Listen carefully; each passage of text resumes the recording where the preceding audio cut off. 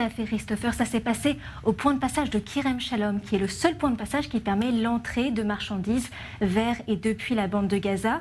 Il y avait 3 camions qui devaient transporter des vêtements et lors du contrôle de la marchandise, à ce moment-là, mauvaise surprise, il y avait bien des vêtements, mais à l'intérieur du textile, il y avait plusieurs kilos de matières explosives de haute qualité.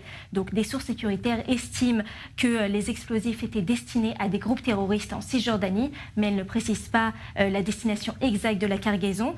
À la suite de cet incident, vous l'avez dit, Herzi Halevi a demandé au ministère de la Défense de suspendre toutes les exportations de marchandises en provenance de la bande de Gaza, et ce jusqu'à nouvel ordre.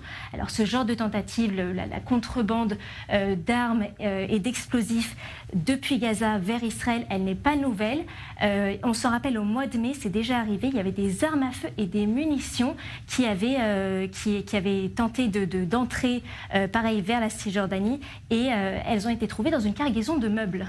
Alors donc des meubles, des vêtements, est-ce qu'il y a d'autres types de produits qui sont exportés depuis la bande de Gaza vers Israël et inversement ? Oui, mais ça c'est fait par 3 points de passage. On va le voir d'ailleurs sur la carte qui s'affiche à l'écran.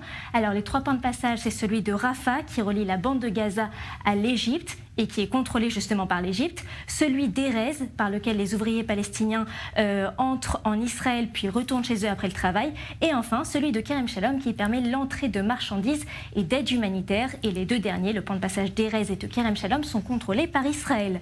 Alors en termes d'aide humanitaire qui rentre dans le territoire palestinien, on parle de carburant, de médicaments, de biens de première nécessité et aussi d'aide humanitaire, et en général ces points de passage ils sont fermés quand il y a une opération militaire entre Israël et la bande de Gaza.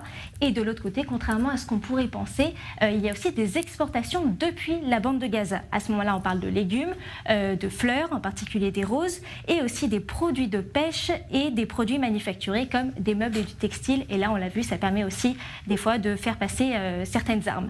Maintenant, ces exportations depuis la bande de Gaza, elles sont financées par des organismes internationaux ou humanitaires comme l'UNRWA ou encore certains pays de l'Union européenne.